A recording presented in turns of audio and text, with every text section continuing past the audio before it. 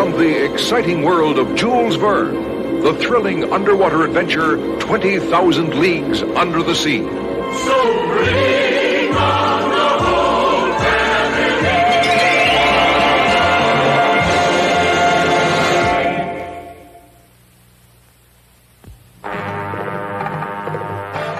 On July 20th, 1866, less than 8 months ago, the steamer Governor Higgins sighted what they thought was an unknown reef 5 miles east of the Australian coast. But as the captain was plotting its position, the reef suddenly spouted 2 enormous columns of water and moved away. And then, just last month, the Scotia was rammed by something like an enormous whale, leaving a hole in her steel hull in the shape of a perfect triangle. Not only can this thing move at incredible speeds, but we estimate that it is at least 350 feet long, or at least as large as this ship. Whatever this thing is, monster or machine, we have been commissioned to find it and destroy it. I will pay $2,000 to the man who first sights it. Conrad, are you sure you still want to go? What? And miss out on history's greatest fishing trip? People don't always come back from expeditions like these. But those are always other people. I'll take my chances. Mr. Aronnax. Yes, Commander. Welcome aboard, Mr. Aronnax. It's a pleasure having you and your young assistant with us. Thank you, Commander Farragut. I'd like you both to meet Ned Land, finest harpooner in all of North America. I've heard of you, sir. Your skill is known even in Europe. Well, now all we have to do is find this overgrown whale, or whatever it is. I can't believe it's a whale. I've never seen one that could crack the steel plates of a steamship. What else could it be? There's no other fish or ship known to man that big or that powerful. I'm not so sure, Captain. It could be a giant narwhal. What's that? It's a rare kind of whale with a long ivory tusk, kind of a giant unicorn fish. Well, whatever it is, I hope that you'll be able to identify it, Mr. Aronnax. You, Ned, be able to kill it before it destroys us.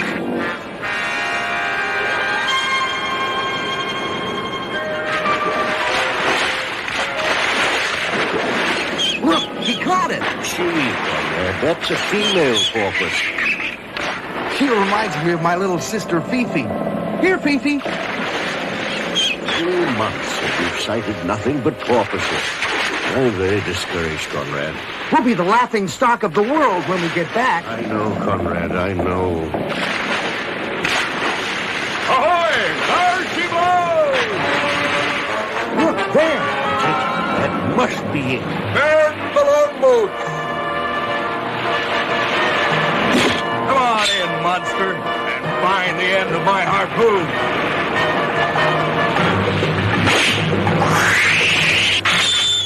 It's still coming. Watch out! There goes Ned. Man overboard!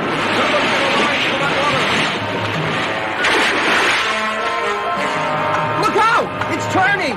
It's gonna ram us!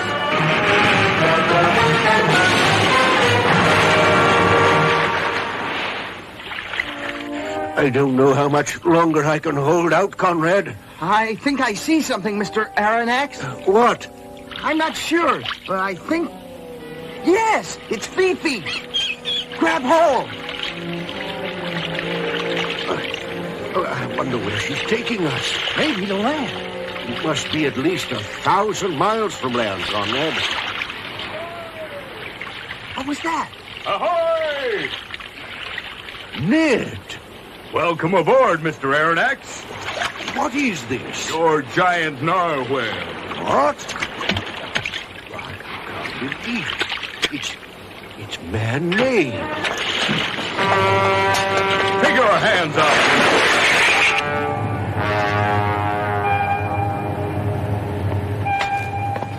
Look, dry clothes.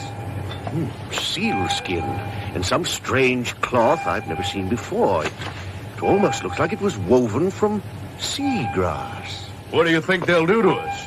Feed us. Hey, stop! Release that man. Who are you? Where are we? I am Captain Nemo, and this is my undersea ship, the Nautilus. What are you going to do with us, Captain? Since your ship attacked mine, you are technically prisoners of war, but I have decided to treat you with hospitality. You will have the freedom of the ship, but of course, you will never be allowed to leave. Ever? Never. And if we don't want to stay? You have no alternative, Mr. Land.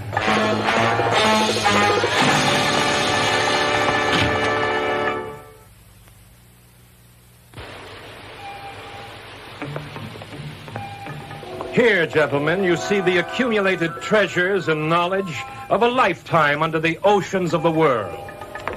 What's this? A flawless, uncut ruby from the world's largest ruby mine. Under the Indian Ocean, of course, and known only to me. You must be a rich man, Captain. I could easily pay the United States national debt. Tell me, Captain, how were you able to build a ship larger, faster, more powerful under the water than anything man has been able to yet devise out of the water? Electral thermal power.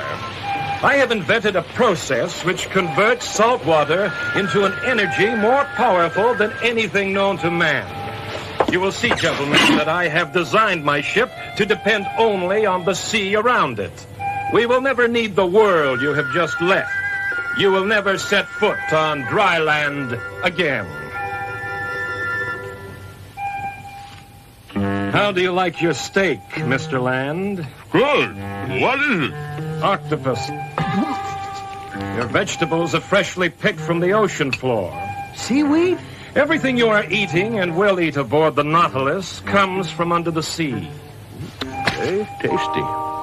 What about my milk, Captain? We get it from mother sperm whales, my boy.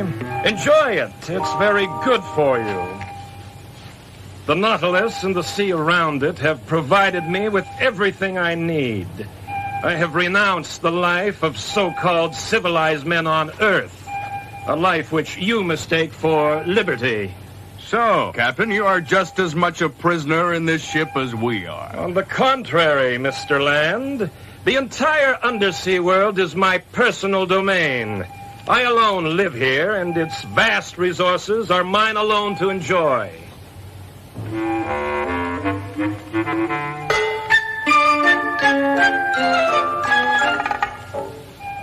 That one looks like my uncle. Don't let your uncle hear that. Look, it's Fifi. No, Fifi, you can't come in here. Gentlemen, we have been cruising underwater for 3 weeks now. Yes, Captain, and I'm getting restless inside this overgrown cigar of yours. Then perhaps you'd like to join me for a walk in the forests of Crespo Island. When? Right now. Follow me. So, Captain, we're putting into dry land after all. I'm afraid it won't be very dry. What do you mean? I mean, we will walk on the ocean floor and explore the underwater forests of this island. We'll drown. No, we'll wear these special underwater suits, which will both protect us and allow us to breathe. Amazing. By filling this chamber, we will be able to grow accustomed to the enormous pressure at this depth without being crushed by it.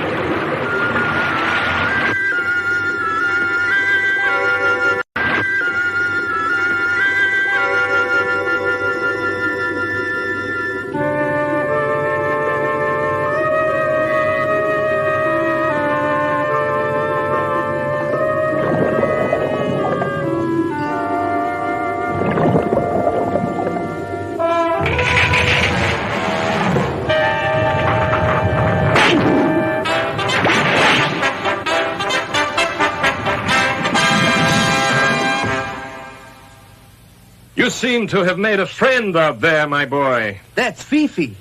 I am in awe, Captain, of the freedom you've achieved here, under the sea, where the rest of mankind fears to venture. This is just the beginning, Mr. Aronnax. There will be many more excursions along the ocean floor. But never up there, on dry land? Not as long as mankind resides there.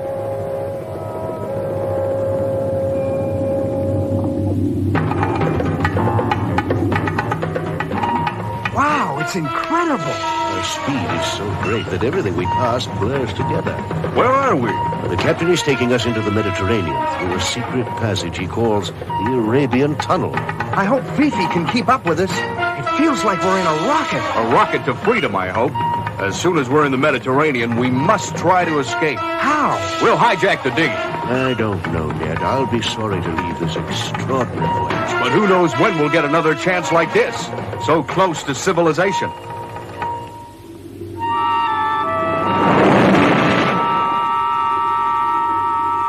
Oh, Ned, come here and look at this. What is that? Thousands of tiny fish that give off light from their own bodies. They're phosphorescent. I hope we would be able to make a break for it tonight. We can't do anything if we stay underwater. Yes, Ned, I know. Our only hope is that he'll surface to replenish the air supply. We've stopped. Mr. Aronnax, Yes, Captain. are you familiar with Vigo Bay?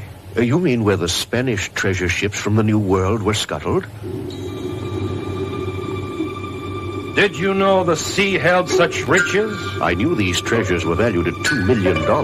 Now you are beginning to understand the extent of my wealth, Mr. Aronnax. Yes, I see. But surely it's more than one man can use. It would be if it were just for one man, but it's not enough yet to do what I need to do, what I must do. I don't understand, Captain. No, I guess you don't. No man has ever understood, or ever will.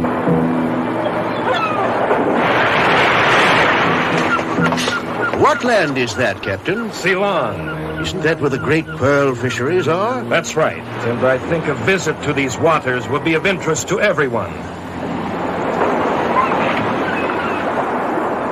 This is far enough.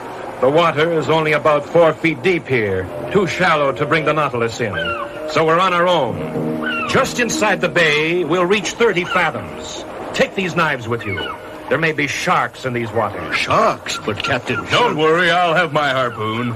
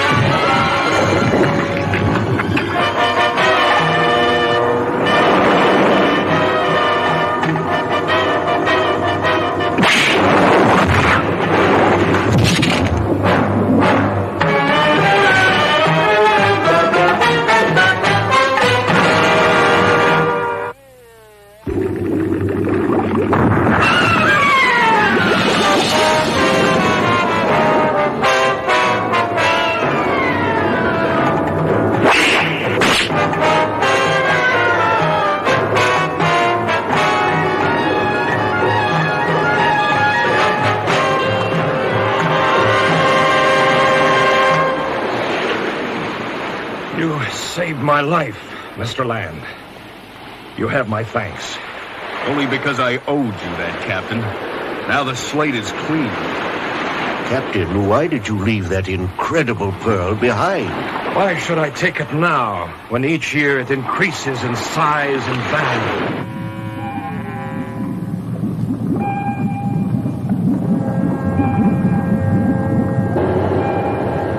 Why are we descending so far, Captain? To show you something no other man has seen before. What? You'll see when we get down to about 40,000 feet. 40,000 feet? Can your ship withstand the pressure, Captain? Yes, but only for a short time. Nothing seems to live at this depth. What was that? At this depth, where light does not penetrate, there are fish that have no color at all. They are completely transparent. We're at 40,000 feet.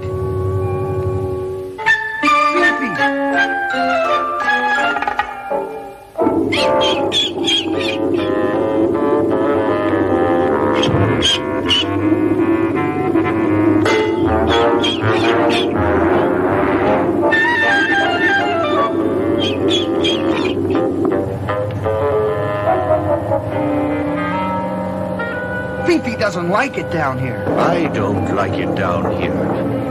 What's that noise? The hull straining under the pressure. Perhaps we ought to surface, Captain. Yes, Mr. Aronnax. My thought, precisely.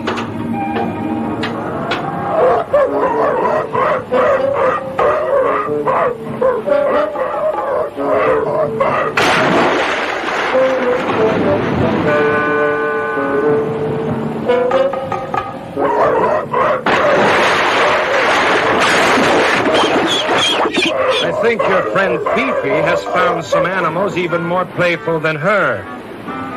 There used to be many more seals on these islands. What happened to them? Hunters have slaughtered them in such numbers that the entire species is threatened with extinction. There ought to be a law. Yes, but there isn't. So-called civilized man seems to have little concern for his fellow creatures.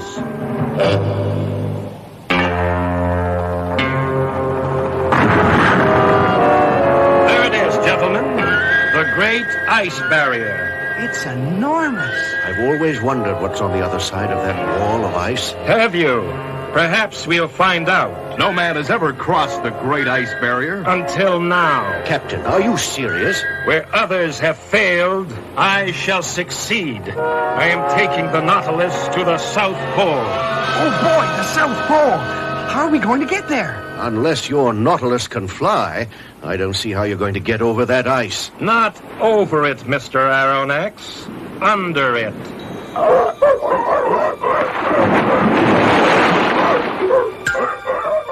Do you think we'll make it all the way to the South Pole? Yes, I think we will, Conrad. I believe there's nothing Captain Nemo can't do. So far, that may be true, but someday he'll go too far. And if we're still aboard this cursed prison, we'll be doomed with it.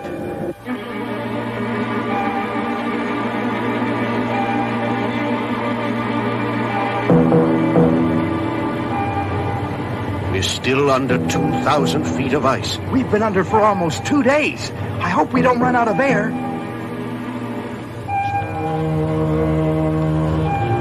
Mr. Aronnax, Yes, Captain. we're at 150 feet and ready to surface.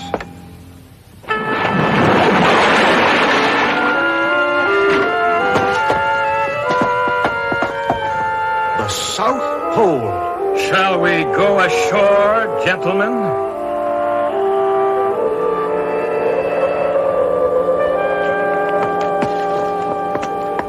A rather formal reception, wouldn't you say? Captain, I never thought I'd see you set foot on land. The reason I do not hesitate to go ashore on the South Pole, Mr. Aronnax, is that until now, no other human being has set foot here. Gentlemen, follow me.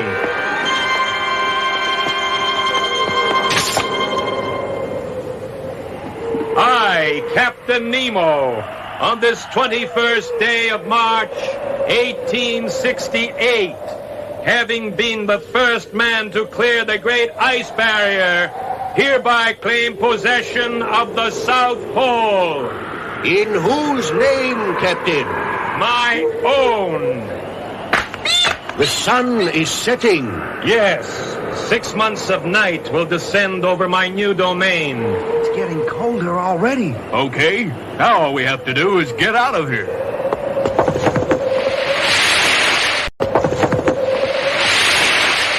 Hey! Whoa!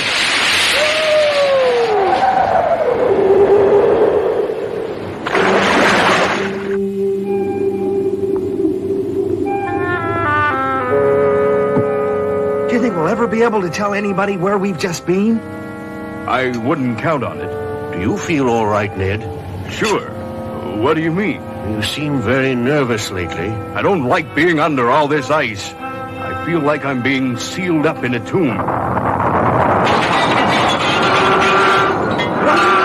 I don't know, but we'd better find out. Captain, what happened? That enormous block of ice closed in around us. Well, can we get out? Every opening seems to be sealed. We're trapped. What are you going to do, Captain? We'll have to chop our way out if the air holds out.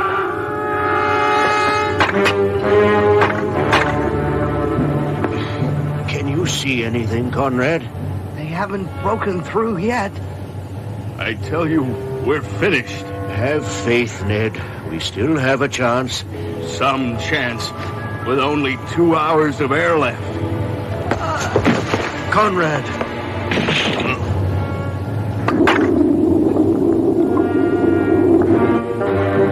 Captain Nemo's domain, once all the oceans of the Earth, is now only a chamber in the ice, 1,000 feet beneath the Antarctic ice cap. Perhaps Ned Land is right, and the ice will become his tomb. But the voyage of the Nautilus is not yet completed. Watch for the conclusion of 20,000 leagues under the sea.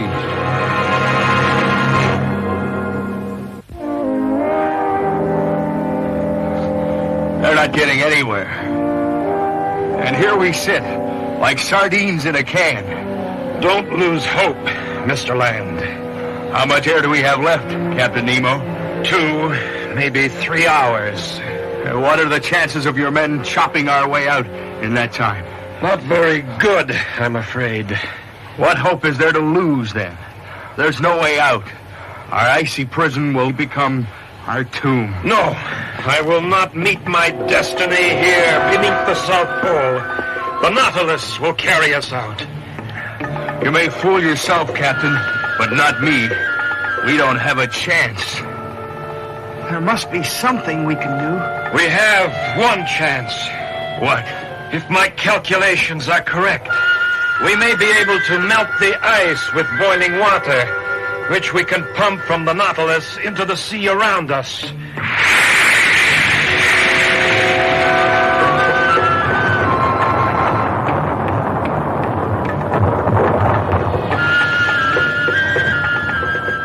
Mr. Aronnax, can you hear me?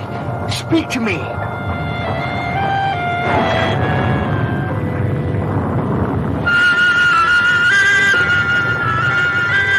36 degrees. The ice seems to be melting, but too slowly. Captain, will we make it? We're almost out of air. There is now only 50 feet of ice between us and open sea. We'll never be able to melt that in time. What's that? We're moving. We must try to ram our way through.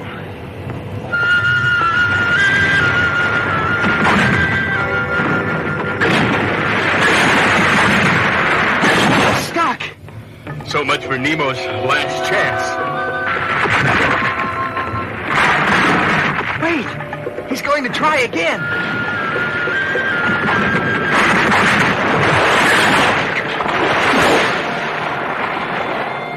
Mr. Aronnax, we've made it.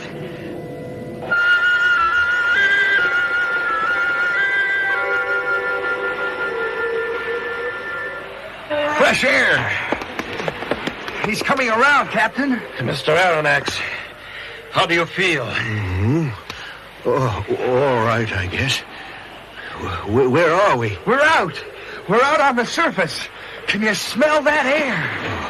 You've performed a miracle, Captain. You can thank the crew of the Nautilus and about 30,000 gallons of boiling water.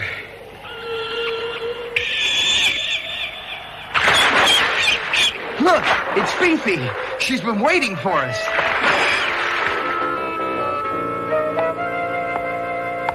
Good evening, Mr. Aronnax. Are you feeling better? Yes, much better, Captain. Thank you. Good. Do you think you're strong enough to accompany me on a rather special excursion tonight? Well, yes, I think so. There will be a lot of walking and climbing, and the roads are not very well kept up. Roads? Your description only increases my curiosity.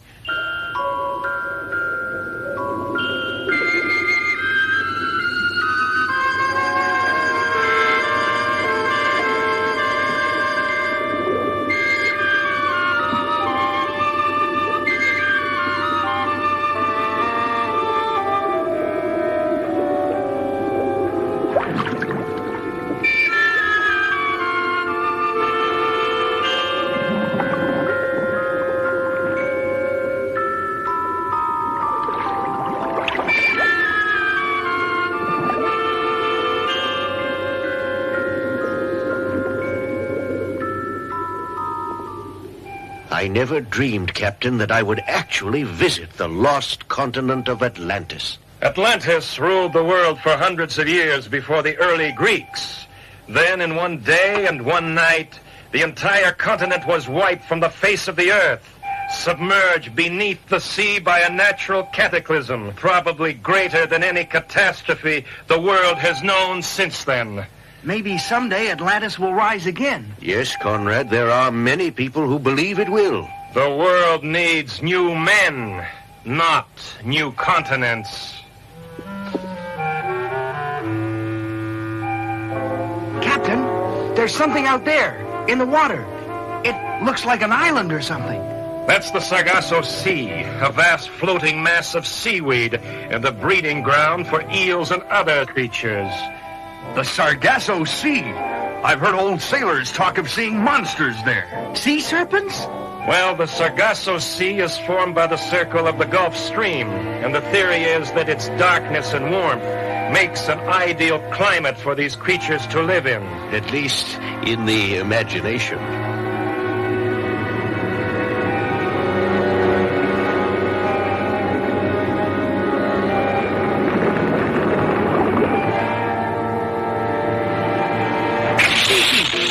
What was that? The biggest electric eel I've ever seen. He'll kill Fifi. What can we do? Give that eel a taste of his own medicine. What do you mean? Just keep your eye on him.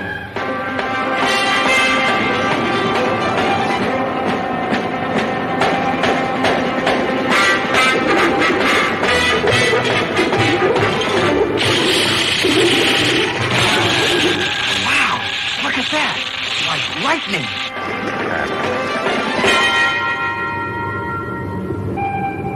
We're going under it. That's right. The Sargasso Sea is only as deep as the warm water.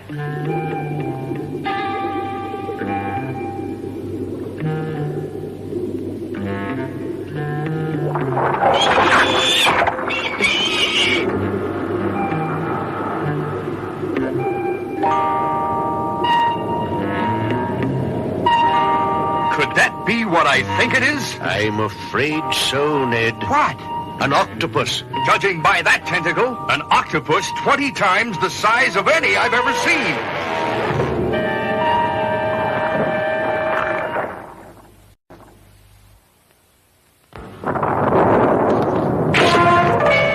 What happened? Look!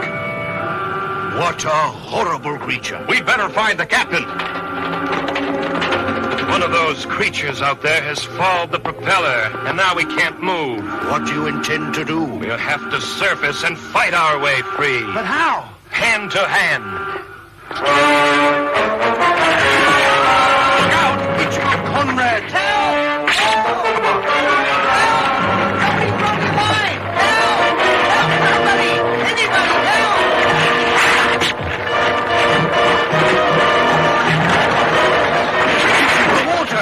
I can't reach it. Nice work, Fifi.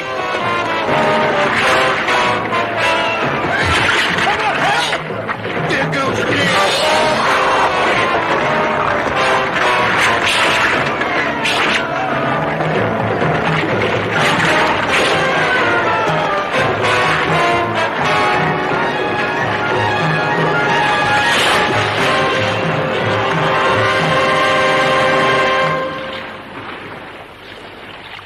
You saved my life this time, Captain. I suppose I should thank you. We fought together to save our ship and all our lives. No more, no less.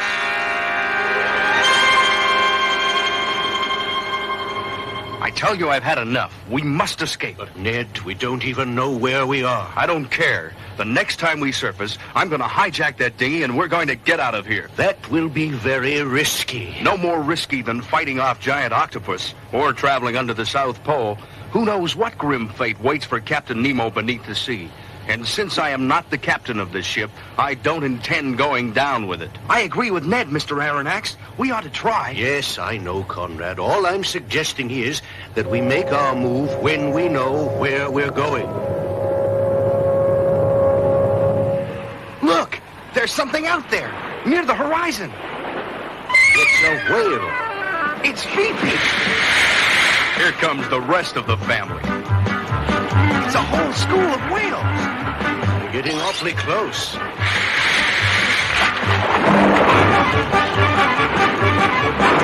Watch out! Are they attacking us?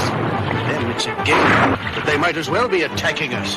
They must think we're just another whale. Except that this whale is going to fight back with a harpoon.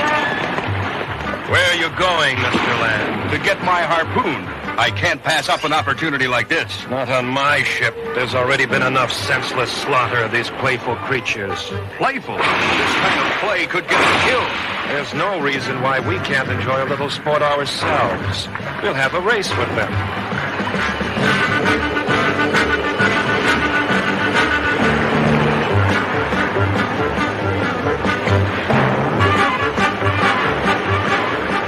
We did it. We won.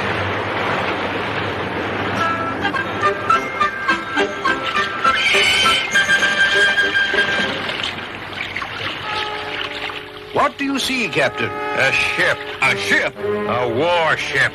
What flag is she flying? She flies no flag. We must signal to them. Don't know if she's friendly or not. Once we're floating in the water in the dinghy, they'll be friendly. Ned's right, Mr. Aronnax. They wouldn't abandon us. I'll get the dinghy ready. All right, Ned. Be careful.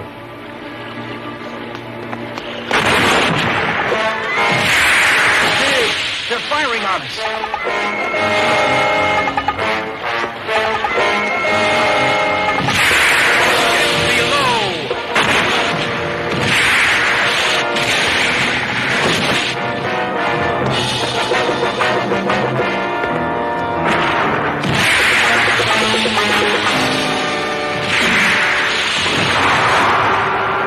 He's dead, Captain. That warship has signed her own death warrant. What are you going to do? Sink it. But, Captain...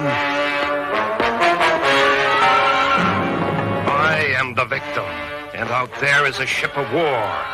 It is through war that I lost everything I ever loved and cherished.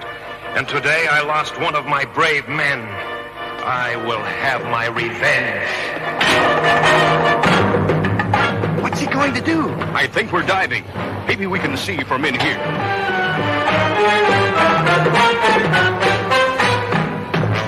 They never should have fired on us. I never saw the captain in such a rage. We're going to ram her.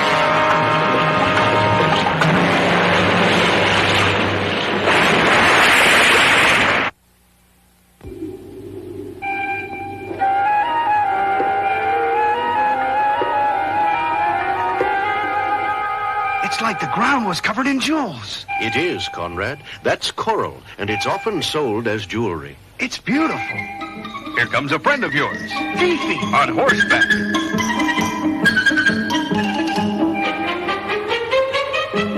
Hang on, Fifi. Hang on.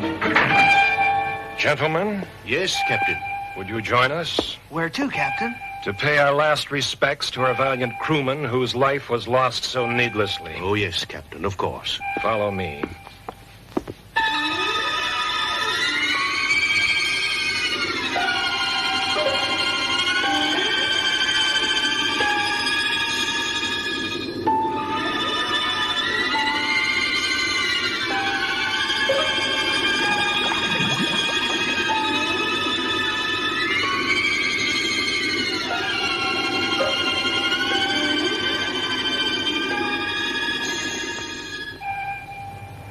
You mean he uses that cavern as a burial ground for his men? That's right, Conrad. I could see other crosses off in the shadows. Well, he won't be burying me there. Are you ready to go tonight, Mr. Aronnax? Yes, Ned, I'm ready. Meet us at 11 o'clock at the dinghy. Ned and I will be there, waiting for you. Very well. I'll be there. A toast to a successful departure. As much as I want to escape, I must confess that I'll miss this extraordinary new world Captain Nemo has shown us.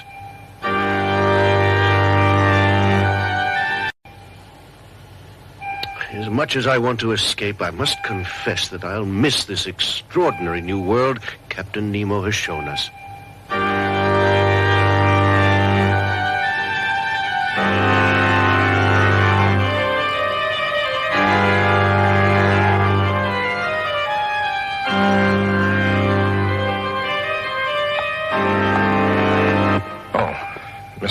Aronnax, you must wonder what I am doing. Not at all, Captain. I was just enjoying your music. Can you tell that I do not play for pleasure? Yes, Captain. There was a time when I lived among men and had everything I could possibly desire for happiness. I had money, position, and a family whom I loved and who loved me. And where are they now? They were lost. Killed? Yes, aboard a ship I commanded. We were unarmed, carrying passengers across the Atlantic. What happened? We were attacked by a warship. I was the only survivor. You mustn't blame yourself, Captain. I don't. But I will never be able to escape the curse of that terrible memory. What must I do to be released? What?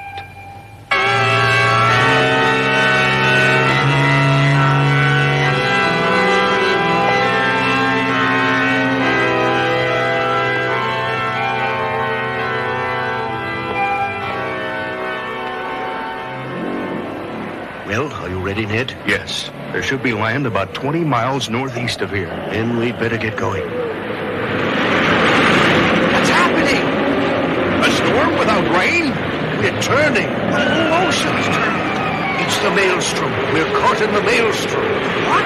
The giant whirlpool where the tides converge. Why doesn't the captain try to get out? No ship has ever survived the maelstrom. Much less a dinghy. But we must go anyway. Hurry, help me with these lines.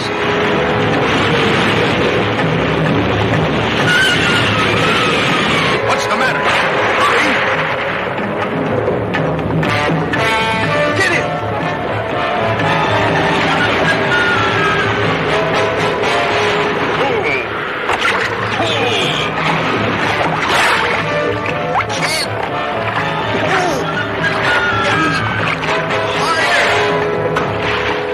Now we're moving.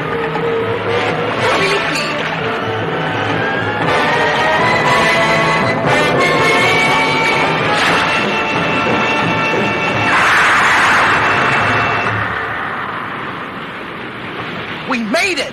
By some miracle. A miracle named Fifi.